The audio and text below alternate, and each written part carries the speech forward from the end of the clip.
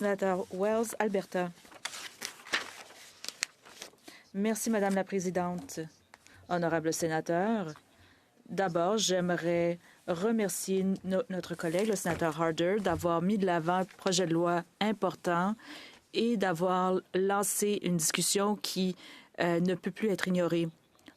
Le monde de la disposition de décoration et doit être protégé. Au cours des dernières années, les conventions qui ont entouré la disposition de dérogation ont vu de grands changements. Ce qui était un moratorium sur ce pouvoir depuis des décennies en est maintenant à sa fin. Au début, j'aimerais dire que le recours à la disposition de dérogation n'est pas sans précédent. À la suite de la proclamation de la Constitution de 1982, le gouvernement du Québec a opté d'utiliser ses pouvoirs fréquemment. Il l'a invoqué dans tous les projets de loi comme manifestation indiquant que le gouvernement n'avait pas signé cette Constitution. Mais cette invocation était universelle, elle ne se dirigeait pas à une politique en particulier. Et 3 ans plus tard, un nouveau gouvernement au Québec a mis fin à cette pratique. La disposition a été utilisée pour les règles pour les lois sur les langues. Après 5 ans, une nouvelle loi a été créée pour cadrer dans les confins de la Constitution. Le gouvernement de Saskatchewan, en 1986, entrait à un conflit de travail que les tribunaux ont vu comme n'étant pas acceptable. Pour bon nombre de défenseurs de la disposition de dérogation, cela représente la limite des utilisations historiques. Toutefois, le fait en demeure qu'après cette brève période, quelque chose de remarquable s'est produit. Nous sommes entrés dans une période de près de 30 ans pendant laquelle la disposition est restée inutilisée. Elle était considérée, à juste titre à mon avis, comme une option nucléaire dangereuse et régressive, toujours présente, toujours une menace théorique pour le progrès social et les droits des minorités, mais dont les gouvernements comprenaient qu'il valait mieux ne pas se servir. Le constitutionnaliste Peter Hogue a décrit de manière célèbre la disposition de dérogation comme un tigre de papier, un pouvoir dormant, effrayant sur le papier, mais politiquement intouchable dans la pratique. Pendant 3 décennies, cette retenue a prévalu. Les gouvernements de tout acabit ont compris que le recours à l'article 33 revenait à franchir une ligne morale et démocratique, à dire aux citoyens que leurs droits et libertés fondamentaux étaient négociables. Cette convention informelle et la retenue politique qui en a découlé ont représenté l'un des triomphes discrets de notre démocratie constitutionnelle. Elle a démontré aux Canadiens que nos droits et libertés avaient maturé et qu'il ne s'agissait pas seulement de principes juridiques, mais aussi de valeurs nationales partagées. Pourtant, pour de nombreux Canadiens, en particulier ceux issus de communautés marginalisées et vulnérables, la crainte du recours à la disposition de dérogation n'a jamais complètement disparu. Elle était toujours présente, tapie sous la surface de notre démocratie. Pour les Canadiens de SLGBTQI+, cette crainte n'était pas abstraite, elle était personnelle, elle était vécue. Après l'arrêté Vreen contre Alberta en 1998, lorsque la Cour suprême du Canada a statué que l'exclusion de l'orientation sexuelle de la législation albertaine sur les droits de la personne était inconstitutionnelle, les factions conservatrices de la province ont exercé une pression énorme pour avoir recours à la disposition de dérogation afin d'outrepasser la décision du tribunal.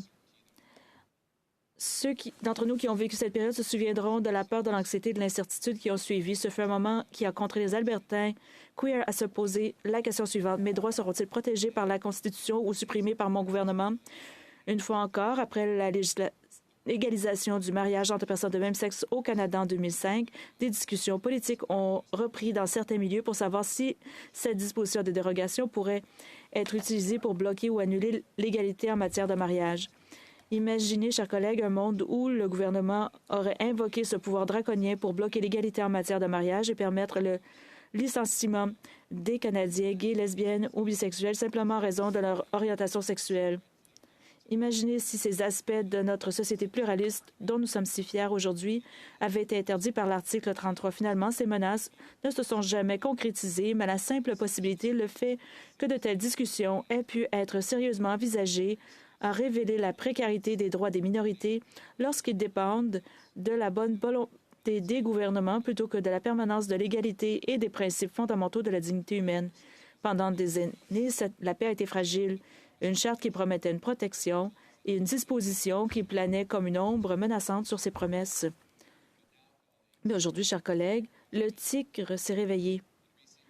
Ces dernières années, nous avons assisté à une érosion de la retenue politique qui protégeait autrefois l'intégrité de notre charte. Les gouvernements n'hésitent plus à recourir à la disposition de dérogation, non pas comme une mesure de dernier recours, mais comme un outil de commodité politique. En Alberta et en Saskatchewan, nous avons vu l'article 33 invoqué pour priver des personnes de leurs droits fondamentaux, leur bloquer l'accès aux soins de santé et porter atteinte à la vie privée, à la dignité des jeunes transgenres qui comptent parmi les membres les plus vulnérables de notre société. Il ne s'agit pas d'exercice constitutionnel abstrait. Il s'agit d'une attaque sans merci visant à faire comprendre aux enfants transgenres et à leurs familles que leur identité est sujette au débat, que leur existence même est soumise à la volonté de l'État, que leurs droits dépendent des caprices et de la volonté d'autrui. Il est d'autant plus cruel et vicieux que le gouvernement de l'Alberta ait choisi d'invoquer la disposition de dérogation la semaine dernière, qui marquait également la journée du souvenir transgenre. Cette journée est censée être un moment de deuil, de réflexion sur les innombrables personnes transgenres qui ont été victimes d'attaques haineuses, de violences et de discrimination. Et là, c'est lors de cette occasion très solennelle que le gouvernement de l'Alberta a honteusement choisi de redoubler d'efforts et de contribuer davantage à cette discrimination. Lorsqu'un gouvernement a recours à la disposition de dérogation pour protéger préventivement sa législation de l'examen minutieux de la Charte, avant qu'un seul argument n'ait été entendu, avant qu'une seule personne n'ait eu son jour devant le tribunal, il ne gouverne pas avec confiance, mais plutôt par la peur. Et lorsque ce pouvoir est utilisé pour cibler un groupe vulnérable spécifique, qu'il s'agisse des jeunes transgenres d'aujourd'hui ou une autre communauté demain, ce n'est pas la démocratie, c'est du majoritarisme. C'est du majoritarisme dans sa forme la plus dangereuse. La décision récente du gouvernement de l'Alberta d'évoquer l'article 33 en matière de droit du travail constitue un autre avertissement. Lorsque les gouvernements commencent à normaliser le recours à la disposition de dérogation, ils abaissent le seuil de son invocation à tous les niveaux. Choisissez votre cause, chers collègues, choisissez les protections de la Charte qui vous tiennent le plus à cœur et demandez-vous si vous êtes sûr qu'elles ne seront pas les prochaines à être mises en cause. C'est ce qui se passe lorsqu'une mesure exceptionnelle comme celle-ci devient courante, lorsque ce qui était autrefois impensable devient acceptable. Et lentement, la Charte elle-même commence à perdre son pouvoir contraignant, non pas par le biais d'un amendement officiel, mais par le biais d'un mépris habituel. Nous devons être honnêtes quant à ce que cela signifie pour la santé de notre démocratie. La Charte n'a pas été conçue pour faciliter la gouvernance, mais plutôt pour une gouvernance responsable. Elle impose des limites au pouvoir de la majorité précisément parce que l'histoire nous enseigne que les majorités n'ont pas toujours raison et que les droits ne sont pas vraiment des droits s'ils peuvent être suspendus chaque fois qu'ils deviennent gênants. L'article 33 était inclus à titre de compromis politique, une reconnaissance de la souveraineté parlementaire dans un nouvel ordre constitutionnel. Mais il ne s'agit pas d'un pouvoir anodin. Ce n'est pas quelque chose que nous pouvons nous permettre de banaliser. Lorsque les gouvernements commencent à traiter les droits comme des privilèges, à accorder ou à retirer à leur guise, nous risquons de vider de leur substance les fondements même de notre démocratie constitutionnelle. C'est pourquoi le projet de loi S-218 est si important. Ce projet de loi vise à rétablir la retenue dans notre conception constitutionnelle et à réaffirmer que même si la disposition de dérogation existe, elle ne doit pas être utilisée de manière abusive. Le projet de loi 218 limiterait la capacité du gouvernement fédéral d'invoquer l'article 33 établissant une norme que les provinces ne peuvent ignorer. Le mois dernier, le gouvernement du Manitoba a présenté son propre projet de loi visant à limiter le recours à la disposition de dérogation dans sa province.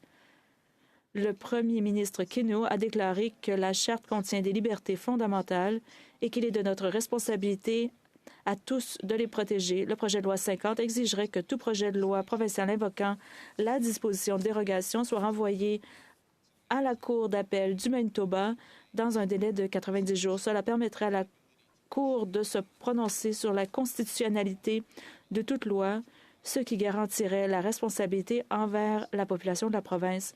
Pour conclure mes remarques, j'aimerais revenir sur la dimension humaine de ce débat. À une époque où les crimes haineux contre les personnes de LGBTQI+ sont en augmentation au Canada et où la désinformation et la panique morale se propagent à un rythme croissant, le recours à l'article 33 pour supprimer les droits des Canadiens transgenres et de genres divers ne contrevient pas seulement à la Charte, il ne permet pas non plus de déterminer si nous sommes une société qui protège les plus vulnérables. L'histoire nous jugera non pas en fonction des pouvoirs que nous possédons, mais en fonction de la retenue dont nous faisons preuve dans leur exercice. Le choix qui s'offre à nous ne concerne pas les pouvoirs fédéraux par rapport aux pouvoirs provinciaux. Il s'agit de savoir si nos lois défendront ceux qui ont le plus besoin d'être protégés.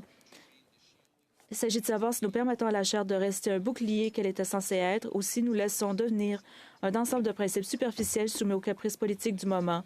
Le projet de loi S-218 nous offre l'occasion de tracer une ligne importante, de raffirmer que les droits ne sont pas des monnaies d'échange et que les gouvernements ne doivent jamais utiliser les lacunes constitutionnelles pour réduire leurs citoyens au silence ou en faire des boucs émissaires. La diversité du Canada est une source de fierté et d'espoir dans notre nation. Ce qui rend notre nation si exceptionnelle, c'est la façon dont nous avons fait de notre multiculturalisme et notre pluralisme une force déterminante. La disposition de dérogation était censée coexister avec le principe même du pluralisme et non le miner. Mais aujourd'hui, nous devons reconnaître que l'équilibre a changé et que sans mesure législative, l'utilisation abusive de l'article 33 continuera de se répandre, érodant ainsi l'autorité morale même de la Charte.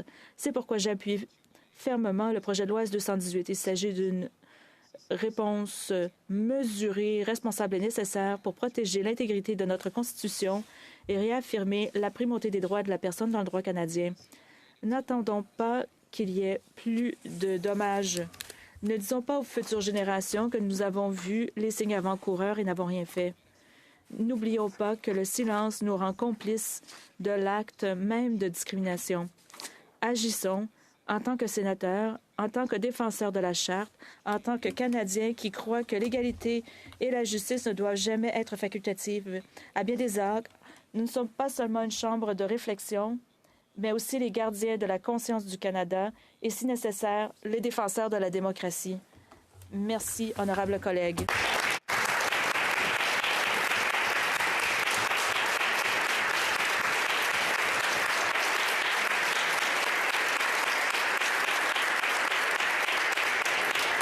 Sénatrice Miville-Deschênes. Est-ce que le sénateur prendrait une question? Je vais la poser en français. Je suis d'accord avec certaines parties de votre allocution, mais je veux quand même vous parler d'un malaise que j'ai comme québécoise dans les éléments que vous avez apportés. Bien sûr, le fait d'empêcher des enseignantes dans les écoles de porter un voile contrevient à la Charte et effectivement l'utilisation de la clause non-obstant dans ce cas-là est questionnable. Mais vous avez aussi parlé d'un exemple historique du Québec qui fait consensus dans la province. Consensus, c'est peut-être beaucoup dire, mais qui a été largement accepté. C'est cette idée que quand on avait devant nous la loi sur l'affichage en français, il fallait absolument invoquer la clause non-obstant. Et dans ce cas-ci, c'est bien beau de dire que c'est la majorité contre la minorité, mais le Québec, linguistiquement, est une minorité. Et donc, cette idée de faire appel à la clause non-obstant pour protéger notre langue, parce que qui dit une langue visible dit une langue qui existe, ne peut pas être mis sur le même pied, je crois, d'égalité que tous les autres exemples que vous avez donnés. Qu'en pensez-vous? Senator Wells. Thank you. Merci pour cet exemple. Je suis d'accord. Parfois, il peut être utile d'avoir recours à la disposition de dérogation. Ce qui me préoccupe, c'est lorsqu'on vise à retirer des droits de la personne fondamentaux auprès de Canadiens vulnérables, compte tenu de ce qui se passe actuellement au Canada. Merci pour la question. Senator Batters. Sénatrice Batters. Sénateur Wells, votre temps est expiré. Demandez-vous 5 minutes additionnelles? Oui, s'il vous plaît. Êtes-vous d'accord, sénateur? Senator Batters. Sénatrice Batters, merci. À la fin de votre réponse à la sénatrice Miville-Deschênes, vous indiquez que cela aurait pu être une des situations où le recours à la disposition de dérogation serait permis. Croyez-vous qu'il s'agit de ce qui se passe derrière ce projet de loi, qu'on ait, par exemple, les peines minimales, les peines consécutives a été données, par exemple, au Québec, alors que 5 hommes sont décédés dans une mosquée alors qu'ils priaient? La disposition de dérogation allait être utilisée par le Parti conservateur à ce moment-là si nous avions remporté la dernière élection pour faire en sorte que ça puisse être utilisé à ce moment-là. Donc, est-ce qu'on pourrait avoir recours à la disposition de dérogation pour avoir une peine de plus de 50 ans pour avoir tué ces hommes musulmans? Sénateur Wells, merci de votre question. Juste parce que nous sommes en désaccord avec une décision des tribunaux ne signifie pas que la seule option est d'avoir recours à la disposition de dérogation. Encore une fois, nous avons eu une période de 30 ans où les gouvernements ont répondu de différentes façons à des décisions des tribunaux sans avoir recours à ce pouvoir. En fait, compte tenu des préoccupations soulevées aujourd'hui avec certaines décisions des tribunaux, en particulier ayant trait à la pornographie juvénile, par exemple, le ministre Fraser a dit aujourd'hui que le gouvernement est préparé à s'assurer qu'il y a des conséquences pour les délinquants. Il faut que les tribunaux puissent prendre une décision sur la constitutionnalité. Sénatrice Batters, comme je l'ai dit, il n'y a pas de solution simple. Quelqu'un qui a commis plusieurs meurtres pourrait obtenir une peine à rabais parce que la peine pour un meurtre au 2e degré est un minimum de 10 ans, sans la possibilité de libération conditionnelle. Donc ce n'est pas un cas, évidemment, où il y a une solution facile. Il n'y a pas de telle solution. Dans le cas qui a été présenté, la disposition de dérogation aurait sans doute été la seule chose possible. Et vous savez, je suis avocate, donc je parle en connaissance de cause. En tout cas, si vous avez une solution simple, n'hésitez surtout pas. Sénateur Wells, moi aussi, je pense beaucoup à ces questions sur le plan professionnel et personnel. Je suis d'accord, nous avons besoin d'une réforme au code criminel et une réforme judiciaire. Voilà pourquoi le C9 est très important. C'est l'occasion pour nous de débattre de la question et de mettre à notre disposition des outils qui nous permettront de mieux faire face aux changements sociétaux. Donc, nous devons examiner de près les textes de loi pour être sûr qu'ils sont conformes à la Constitution et qu'ils sont vraiment les meilleurs outils dont on peut disposer.